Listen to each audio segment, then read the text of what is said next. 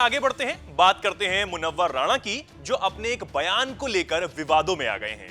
उनका यह बयान मां को लेकर आया है, जिसमें उन्होंने कहा है कि मेरा बाप मुसलमान था लेकिन मेरी मां का पता नहीं। अब यह समझिए कि विवाद किस चीज को लेकर है।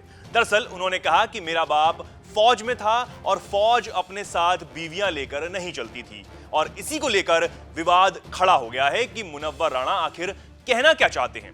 वैसे आपको याद होगा कि अभी कुछ दिन पहले ही AIMIM यूपी के चीफ शौकत अली ने भी इसी तरह का एक विवादित बयान दिया था, जब उन्होंने हिंदुओं को टारगेट करते हुए कहा था, हमने अपनी बहन जोधा को मलिकाए हिंदुस्तान बनाया। अब मुनव्वर राणा का पूरा बयान सुनिए, फिर आपको बताते हैं कि मुनव्वर राणा ने यह बयान आखिर क्यों दिया।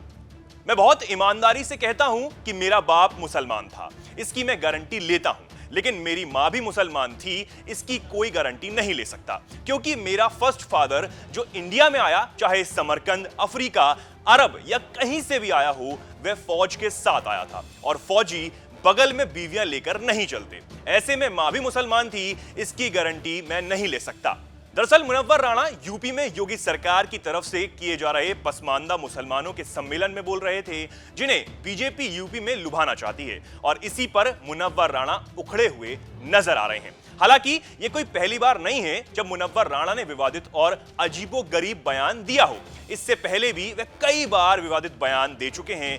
कुछ महीने पहले उन्होंने ज्ञानवापी मामले में सर्वे कराए जाने से नाराज होकर जज के लिए अपशब्दों का इस्तेमाल तक कर दिया था। तब उन्होंने तंज कसते हुए कहा था कि जज ने जो कह दिया वो सही, वे भगवान से भी बड़े हैं। हालांकि इसके बाद उनकी भाषा गिरती चली गई और वो जज को भी अपशब्द कहने लगे थे।